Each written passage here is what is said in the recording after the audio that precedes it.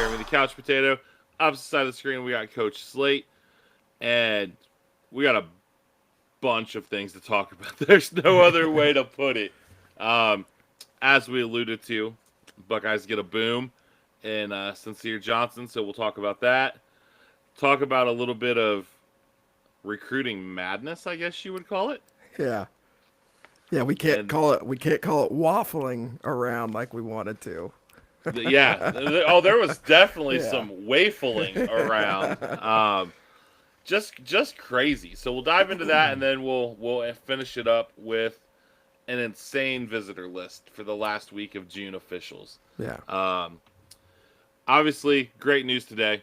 Cincere Johnson, dude we've talked about as must get, commits to the Buckeyes, and this kid's going to be special. I think just as a person too.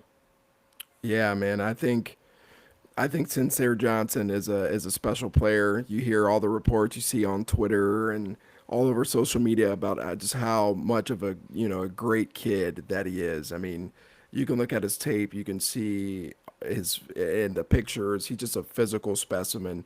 We know what he can bring on the field. Sideline to sideline, he's a thumper between the tackles. He can just do everything. He provides versatility of being able to go down and rush the passer as well. He did come out and say though on social media today I'm a that he is linebacker. he is a 6'3", 235-pound linebacker, and I love that, man. And so I think he can just do so much, man. But again, keeping that Glenville pipeline open. And just getting another good guy that fits the culture of what Ohio State is trying to bring in. It's awesome. I just love when we get these Ohio kids, man. Now you couple him with our guy CJ Santa, who I got to see yesterday down at the Ohio State 7-on-7, just looking great, yeah, just flying around, and so it's just a good group of guys that just want to be Yep. Buckeyes, and so you can't ask for anything more, man. So I'm glad we got CJ and we've got Sincere locked up and ready to go, and that they can continue to keep recruiting for us moving forward. Yeah, absolutely. That we're still big fish hunting. There's been a little bit of maybe don't sleep on Ohio State with Xavier Griffin smoke out there. Um, I've seen a lot of people that think Blaine Bradford moves down to linebacker. Um, so we'll see there. My biggest thing was Sincere, and I figured this out today watching this tape, is we've heard, edge versus linebacker.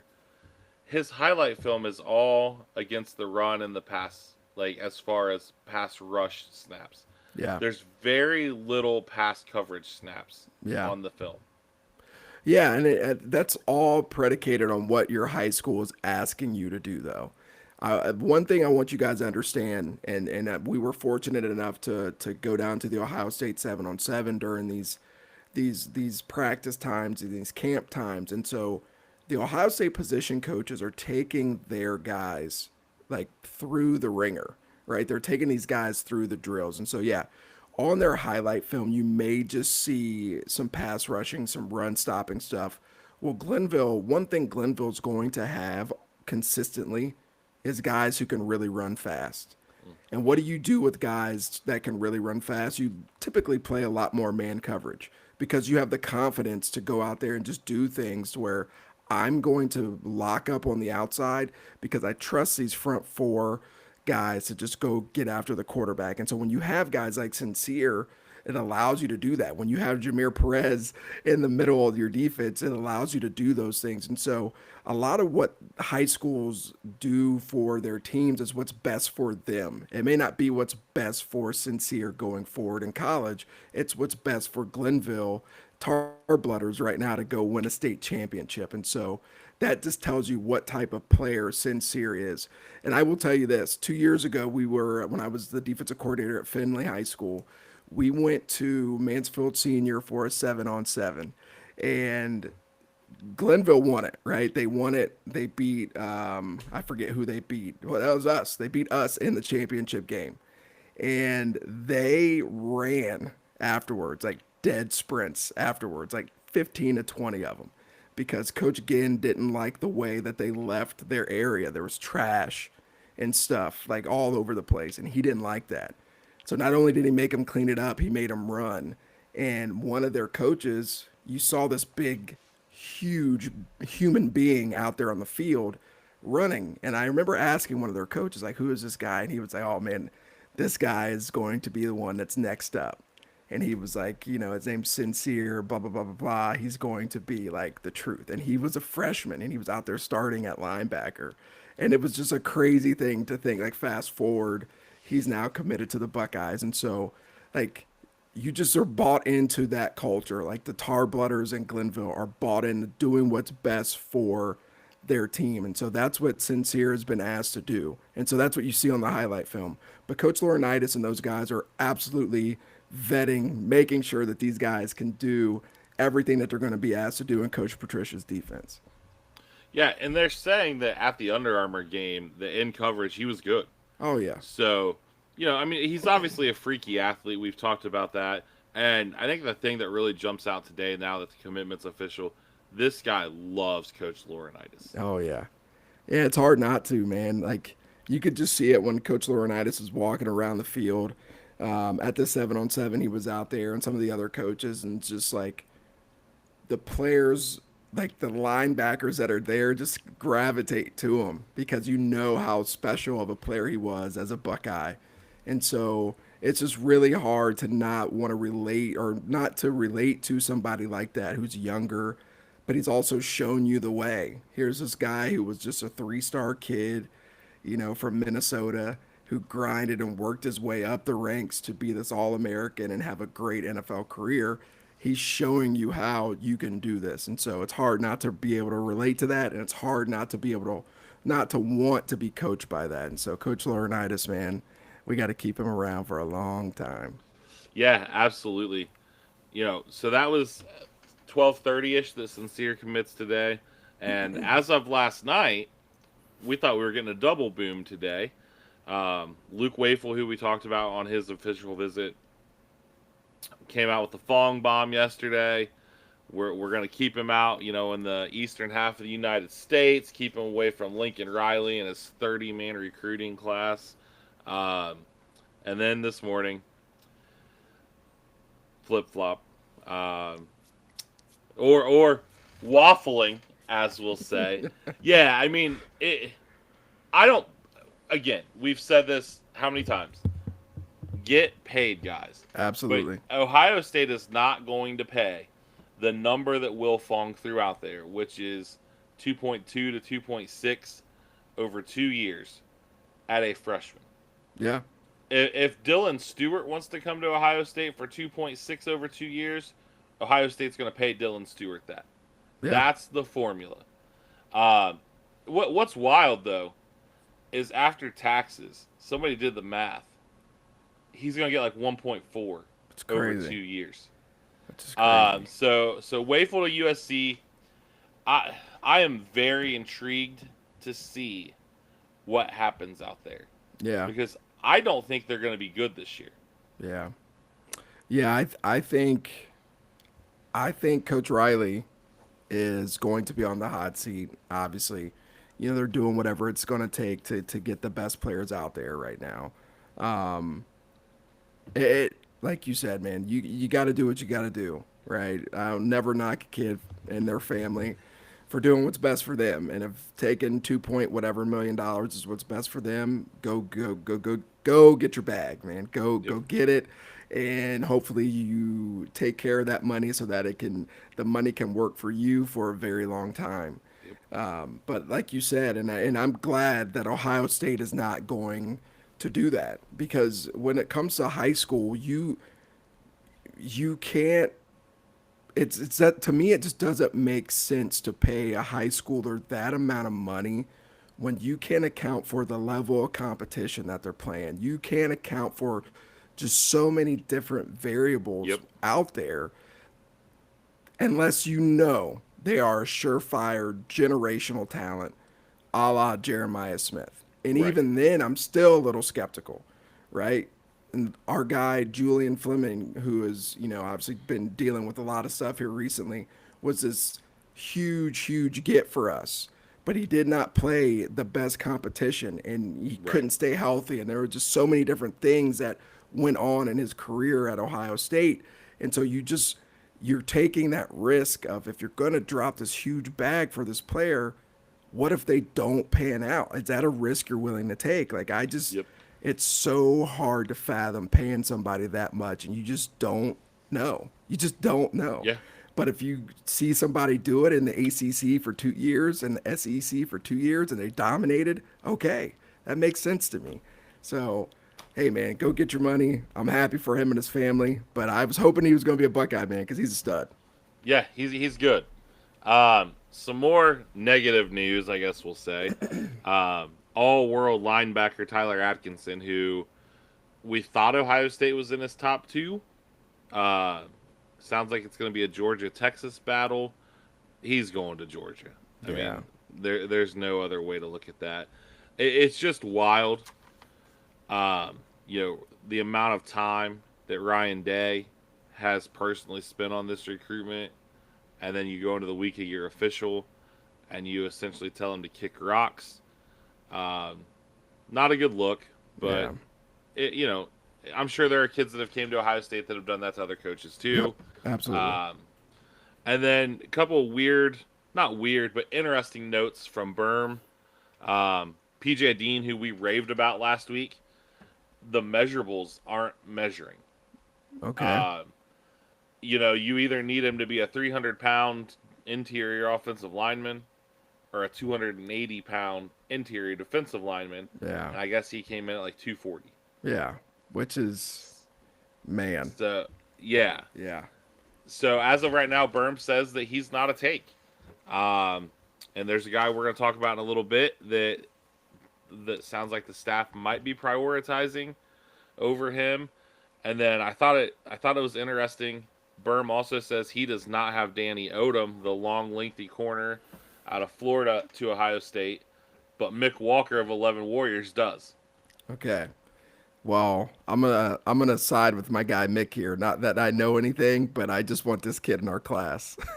Right? I just think he's such a stud, man. He's just, anytime we can compare somebody to IGB, like, we need this dude on our roster right now. That's going to get you in Coach Slate's list of favorites.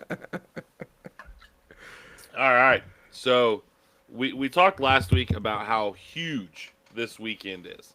And we're not even covering everybody that's on campus. I believe the number is 17 official visitors. Okay. We'll get 5 of them out of the way because they're guys we've already talked about because they're all commits. Caden Dixon-Wyatt, Chris Henry Jr., Brock Boyd. So 3/4 of your receiver room. Simeon Caldwell and Jordan Thomas will also be there that are committed. Okay. So we, again, have made no shortage of mention of, we don't know where Ohio State's going at quarterback in the 26th class. It's very rare that a guy takes an official without a scholarship offer, but we have that this weekend.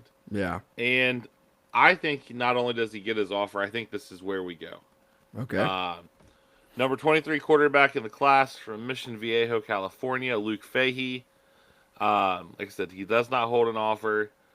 And this guy, you watched this film right before we came on. I think he is sneaky athletic, and he has some very good zip on the ball. Yeah, I mean, he can definitely spin it.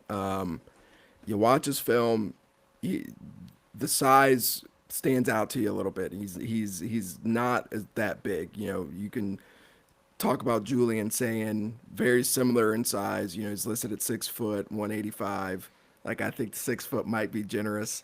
I said he reminds me of a right-handed Dylan Gabriel, right, with the velocity that he has on the ball. But man, he can spin it. There's one throw he's throwing from the opposite hash to the sideline on a like a 20-yard deep out, which is an NFL throw, and he's got this thing on a freaking seed, and it is just like so impressive to see from these guys. I wonder if he's a baseball guy. Like, you almost, like, you get to see he can throw from different angles. He can do so many different things. I think he's a talented player. Like you mentioned before we got on here, like, he's getting recruited by the Arkansas, the Oklahoma States, the Indianas of the world. but not like your top tier Right. schools that you would think of. And so, if this is the direction that we go, I think this is a kid who can come in with Coach Fessler, who I would be interested to find out more, like if he had a previous relationship with Coach Fessler when Coach Fess was at UCLA for that short amount of time. But this is a kid who could come in and develop into something. He's got every ounce of the tools. I Yeah. mean, he's got all the tools needed to be a very successful quarterback. And so, hey, listen, if he comes in and gets that offer, man, that he earned it. And anytime you can earn a Buckeye offer like that, to me, that says a lot. And you are a Buckeye quarterback through and through. And so, if he gets it, shout out to him. And if he's a guy for our 26 class, let's go. And we get him on campus and he can compete, man, because I think he's got all the talent. So my Yeah. only knock on him would be his size, but as somebody who's vertically challenged, he'll be one of my favorite players on the team. Yeah. You got to stick together. Yeah. Uh, Another. So then we moved to running back. Obviously, we have favorite key in the class. Sounds like Savion Hyder is going to be a Michigan Tennessee bag drop war. Um, who knows? Who he might decide he wants to be a lock boy. Um, but we have a freaky running back visiting this week. Derrek Cooper, number 2 player in the state of Florida, listed as an athlete because some schools see him as a defender. Plays running back, plays back 7 defender. Because, I mean, you see him all over the place. You see him at linebacker, you see him at safety. 6'1", already 205. Yeah, man. Shamadad Madonna, which you may recognize the school name. There's been a couple of guys that come from there. Um, and then the thing that jumps out to me right off the bat is this kid is physical. Yeah. Definitely. He's really physical. He's explosive. He is a violent runner. It takes more than one guy to bring him down on a consistent basis. But you guys, for our listeners, I'm a defensive guy, man. So I love seeing offensive guys who then flip the switch and go to defense. And for me, like when you said that he was a defensive guy, I was thinking he was going to be more of that safety that's down in the box, making plays in the run game. But his first clip on defense is him like defending a post. Yeah. And I was just not expecting that. And so that just lets me know, okay, so the fluidity of his hips and things like that, like he is just an all around type of athlete. And so he's a stud. And we shouldn't expect anything else coming from that school, coming from that area. But yeah, man, he's a powerful kid. One side note on Coach Locke. So I was down at the Ohio State 7-on-7 with our team yesterday. And first off, great event. Coach Hinton coaching it up, Coach Twilliger. They did a great job. The Ohio State coaching staff was out there, and it was awesome. Coach Locke is an intimidating individual. He is not not a tall guy, but gosh, like you don't even want to stand around him. Like he looks that intimidating. Like he stood there and watched one of our 7-on-7 games, and a couple of the kids were like, "Who is that guy?" And I was like, "That's their running back coach." And they were like, "Dude, he's scary." I was like, "Yeah, man, he's a presence, that's for sure, man." It looked like Debo from Friday. Like that was like the first thing that came into everybody's head. Like, holy crap! Like, and so, but yeah, Coach Locke, man, he was out there. He gets after it too, man. He does not run from coaching. Like he wants to coach all the time, man. So that guy, shout out to Coach Locke, man. We got a good one in him. He is an absolute unit. That's awesome. Yeah, so where we were going when we were talking about the school that he's from, go watch his film and then imagine him in the backfield and Jeremiah Smith out wide. Yeah, it's crazy. And on the other side of the ball, you have Angelo Smith, who 27 kid, but did get an offer this week. Uh, Reminds me of the Dave Chappelle meme. Y'all got any more of them Smith kids? I mean, think about that. Jeremiah Smith's little brother in 27 and Jet Harrison in 28. Yeah. Whoo! Yeah, it's crazy. Speaking of wide receivers, Jarquadian Guilford, and I may have butchered that name. 6'2", 190 from Northrop in Fort Wayne, Indiana. Um, Number one player in the state of Indiana, a consensus 3-star, is announcing his commitment a week from tomorrow. Was on campus already in the middle of the week, taking his visit this week. OSU, Michigan are considered the two top favorites, I think. Indiana, Ole Miss also there. Um, the kid's not overly fast, so it's not like we went into Indiana and got Mylan Graham 2.0, but his routes are silky smooth. Yeah, man, that's the first word that comes to my mind. It's just smooth. One of the things that I like when I'm watching, receiver play is how they get in and out of their breaks. And is there like a panic, or are they frantic in and out of their breaks? If they're frantic in and out of their breaks, that gives the DBs time to like break on their routes. And so like if they're smooth though, now that DB has to wait just a fraction of a second to know for sure is he breaking or not. And this kid is smooth, man. Like he is got some Carnell Tate in them. Like he's running full speed, but sometimes you think like, is he actually running full speed? But he's just steadily pulling away from people, or he's gaining ground and he's stepping on the toes, like Coach Hartline likes to say all the time, of those DBs. And so, like, he can do so much for when it comes to just the route running aspect and just the smoothness of his running style and this just the way that he plays the receiver position. And so, this kid, he can do it all. Is he a take the top off the defense type? I don't really know, but he's a true outside receiver in my opinion. Who I think, give him some time with us. I think he could develop into something. But I think this kid can play, and I wouldn't be looking at the star rating and think like, oh, this kid No. is. Just a lowly rated 3-star. He'll never be anything. Like, no, there's some game in there, man. Like, this kid has got a lot of talent, and I could see why Coach Hartline would want to go after him. Yeah, and he would be the fifth receiver in the class. Yeah. And there are some rumblings out there as to why Ohio State wants to go to 5. Um, and it's tied to the development or potentially lack thereof of one of the other four. But I don't think Ohio State's going to push him out either. So, you know, we'll see. That room actually needs a big class, though, Yeah. with what you're potentially looking at losing over the next 2 years. So, um, you know, I would assume, nobody wants to go play wide receiver at Michigan. So, Yeah. we'll see, though. Um, Switching to the defensive side of the ball, very late edition. We'll talk about these two guys kind of together because they're teammates. Kevin Ford Jr. was supposed to visit USC this weekend and is now visiting Ohio State since, they must have ran out of money for defensive ends. Um, and then he's coming with his teammate Landon Barnes. These guys were both here for the spring game, too. Duncanville, Texas, powerhouse program. Yes. Um, Barnes, they're both 6'3.5". Barnes shows at 235, Ford at 245. Ford is the number 15 ranked edge. Barnes is the number 18th ranked. Um, but they're totally different players, I think.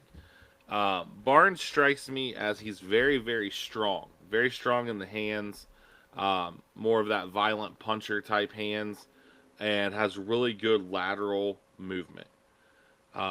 Ford is very quick to the point of attack, a little more finesse, and he plays long is the only thing I could think to word it.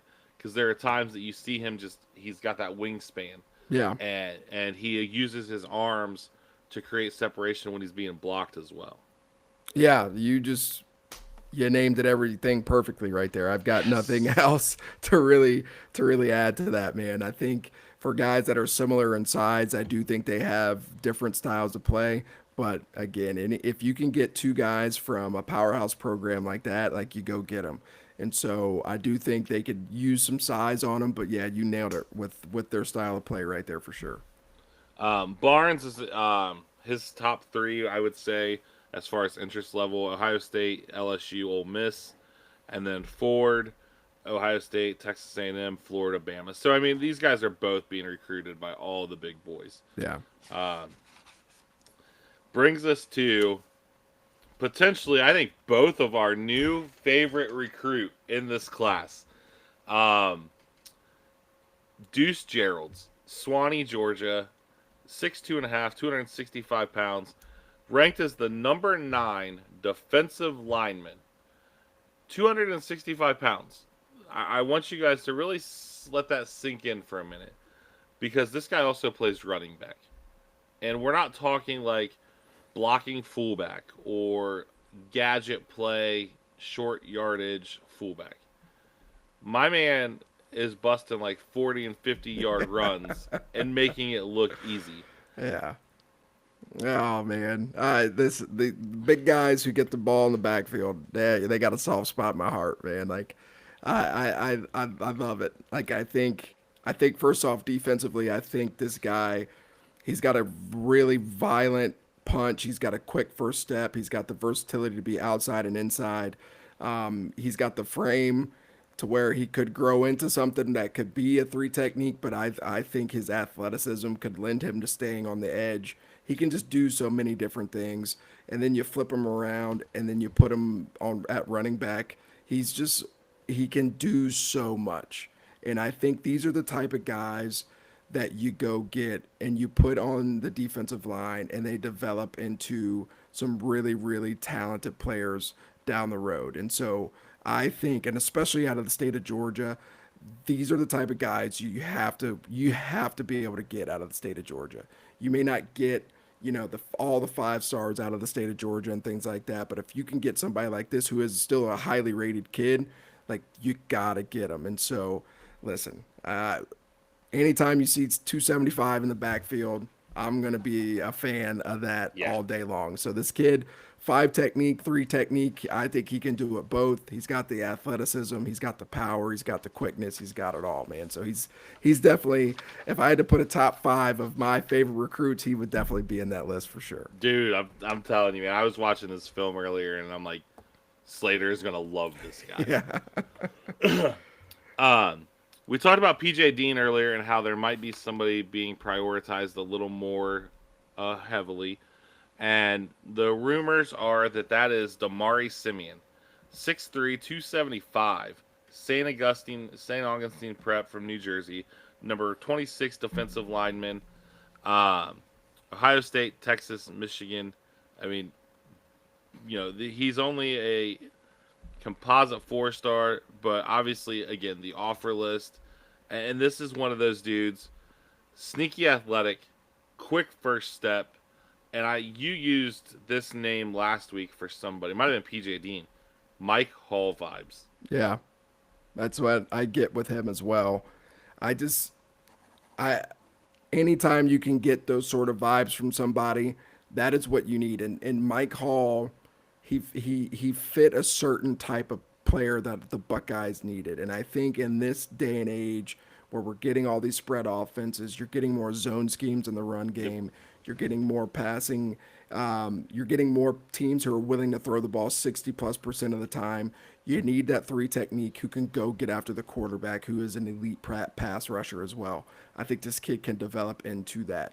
And so I think it's important that you identify those type of guys. Are they going to be those big 330-pound guys that we clamor for every week? No, but they're going to be those guys who can fit that specific niche. And so hopefully this is somebody that we can go get. Listen, I want all the defensive linemen. I know everybody is listening to us are probably saying Slate is asking for us to get every single one of them, because offensive and defensive linemen to me need to be prioritized. They need to be in abundance. And so Mm-hmm.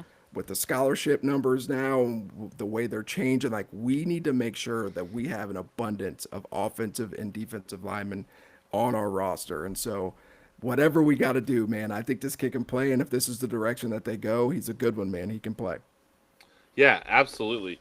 Um, yeah, the whole, like you just said, about wanting all the defensive linemen, we honestly need depth. Um, I think there are some names that we're gaining some momentum with, but as we talked about with Tyler Atkinson and Luke Wafle, this cycle has been insane. It's been And crazy. especially like defensive line, when you look at over the last 3 years, the guys who Ohio State has had either crystal balls or silent slash verbal commitments from that never ended up at Ohio State that played defensive line. I mean, Dylan Stewart was at one time crystal ball to Ohio State. Marvin Wilson, uh, I can't even, Keon Keeley, who, Yeah. you know, when you were talking about the bags earlier, for not performing, Keon's uncle still got his bag, and Keon hasn't even played. So, Yeah. uh, the last visitor we want to highlight, though, rankings wise, stars wise, is probably the biggest luxury, though, for the Buckeyes to add to the class with what's already there. And that is the number one safety in America, Bralan Womack, who is announcing his commitment on August 23rd from Flowood, Mississippi. 5'11 and a half, 195, Ohio State, Auburn, Texas A&M, Florida. Everybody and their brother, honestly, though. Um, Plays wide receiver, returns kicks, wears number 2. Yeah. I think you see where I'm going with Yeah. this. We like to put comparisons relevant to the Buckeyes because we want you guys who may or may not, watch through, or if you're listening on Spotify, so you can visualize, what you saw that player do. This guy's Caleb Downs. Yeah, it's I think it's a very good comparison. I think their style of play is very similar, and I think they're selling him on being that type of player, Yep. and rightfully so. I think Caleb Downs has unlocked something in the Ohio State defense that is going to remain for the years to come, right? I think Ryan Day now sees the importance of having that style of player within the defense. And so if you can continue to get these type of players in each cycle where you can have these versatile players that if you want to go to a 3 high structure, you can go to a 3 high structure. If you need somebody that's going to be a post safety, he can go be a post safety. If you need somebody that can be down in the box, he can be in the box. If you need him to guard in the slot and the nickel, he can go do that. And so you're going to see somebody in each class that can do that. And so I think Womack is that guy for us right now. It's a lazy comparison, but it's so true. It is what it is. Like he is that for us. And so shout out to Caleb Downs for unlocking something for us, man, because we needed it. And Caleb Downs is an absolute dog. And so anytime you can be compared to him, you must be doing something right.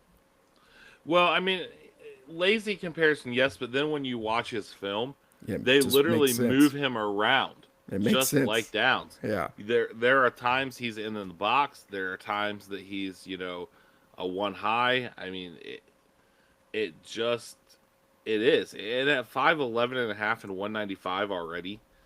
I mean, you get It him makes to too Ohio much State. sense.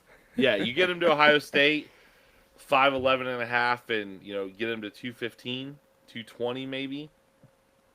And he's 100% crystal ball to Ohio State right now. But obviously, when you're dealing with Auburn, A&M, and Florida, Yeah. they're gonna make you earn it, Yeah. especially for a kid out of Mississippi. Yep. So that's there are a few other visitors, but those are just the ones we don't want to dive into everybody. Those are all the guys who would, I don't want to say would be contributors because everybody can contribute, but the D line guys obviously are all positions of needs. Gerald's is a stud. Yep. I think Guilford's going to be a Buckeye. I think Womack's going to be a Buckeye. I don't think we get Cooper. I would like to get Cooper, but I think he ends up in the South. And I think Fahey's the quarterback. Yeah. Now, some of the stuff coming out of Elite 11, but I just don't see, I can't think of the kid's name from Cincinnati. I can't see him giving up baseball. Yeah, it'd be tough. Listen, I think you say his last name Ponatowski. I think that's I how think you that's say his him, last yeah. name from Moeller. He's a special talent. Baseball, football. He's got opportunity to make a lot of money when it comes to baseball. He's first round ability. I mean, he's that type of player when it Yeah. comes to baseball. But when it comes to football, he's a Power 5 kid as well. I mean, so there is NFL ability there. But it's going to be hard to talk him out, like you said, to talk him out of going the baseball route, which would be, I understand. And, he, in his mind, he may think, I may go pursue this baseball thing for a couple of years and then I could come back. There are ways that you can make that happen. And Yep. so, we'll see. But if Luke Fahey's a guy, he's a guy. Yeah, absolutely. Um, so hopefully, there's still some more good news to come in the next couple weeks for the Buckeyes. I think you're going to see a lot of dudes commit to a lot of places between now and the start of August, like when seasons start. Yeah. I think a lot of these guys want to get it out of the way. I know that's like 7 weeks I just covered, but you're going to start. The 4th of July always seems to be a big one that you see a lot of guys like to commit on that day. Um, don't know that those work out in the Buckeyes' favor a lot. If any of these, JTT was a 4th of July commitment. Okay. Um, so I wanted to, depending on how long we talked, I wanted to get your take on the 7-on-7 yesterday, just in general, because a lot of our listeners probably have never gotten to experience that, and then obviously there were two players that I wanted to just play first impressions with. Okay. Yes. Uh, Oh, go ahead. I think you know who they are, but we'll get to them at the end. Yeah. The Ohio State 7-on-7 tournament is something that they do.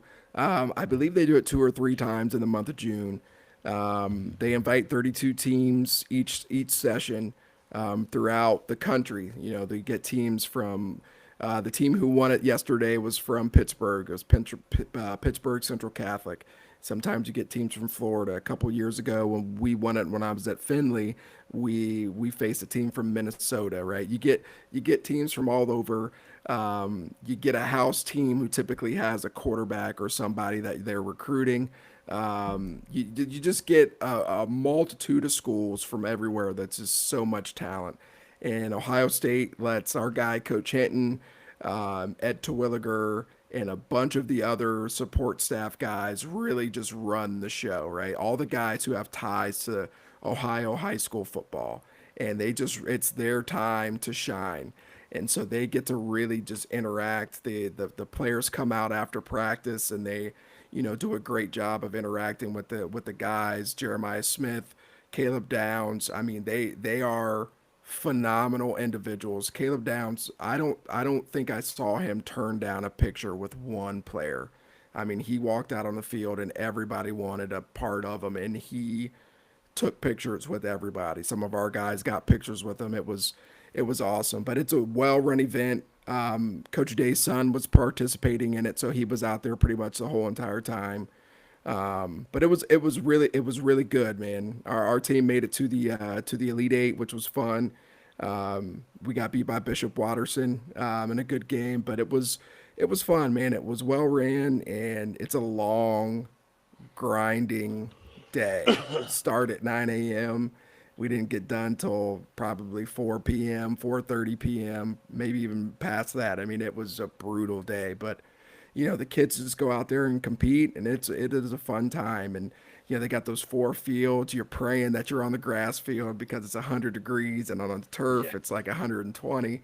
But it's fun, man. And so I think the Buckeyes and the Ohio State staff do it the right way, and it's really well organized. And the coaches are the refs, and it's just really cool, man. So it's a good time. Awesome. Yeah, So yeah, you mentioned one of the guys I just wanted your impression of, RJ Day. he's good. I mean, he's obviously it's going to help that his dad is Ryan Day, no doubt about it. But I think RJ has done a great job of putting in the work and showing like, hey, like yeah, my dad is Ryan Day, but I am out here putting in the work, and I'm actually a really good quarterback too. He can spin it, and he is a very, very good quarterback. Do I think he's Ohio State level yet? We'll see. But I do think he's got all the talent in the world, and he is going to help the Sales win a lot of football games. Yeah, awesome. And the other one is also a quarterback who I saw a lot of our guys got pictures with, his brother, Rain St. Clair. Yeah, Yeah, so they played on the field right behind us, and so I got to kind of when our game ended, there was like maybe like 8 or 9 minutes left in their game, so I got to watch a little bit. He's got, I mean, he can spin it. He's got a lot of talent. You can tell he's young.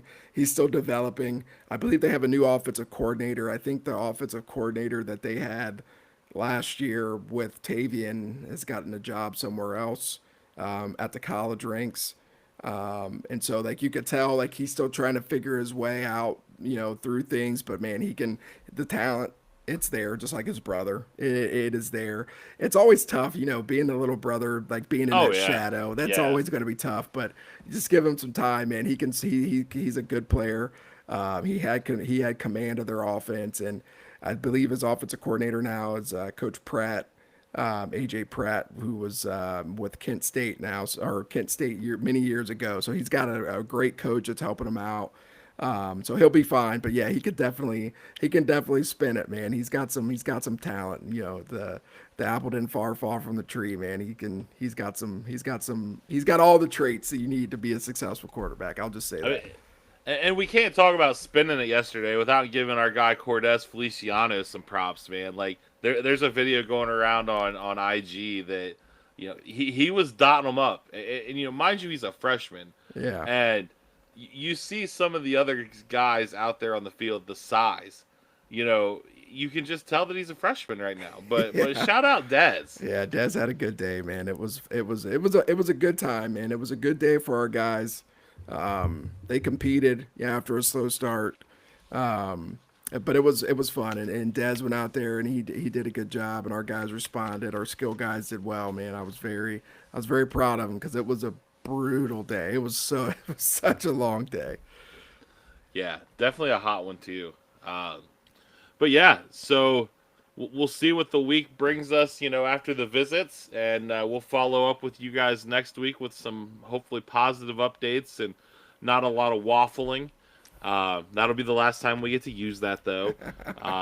But as always, don't forget, like, share, comment. It's working, guys.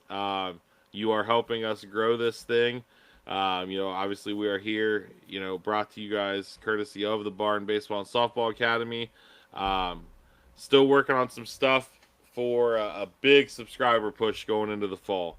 Um, we want to do it right, so we're trying to make it, more special than any of the other stuff we've done. So shout out to you guys though for following along, and we will see you next week.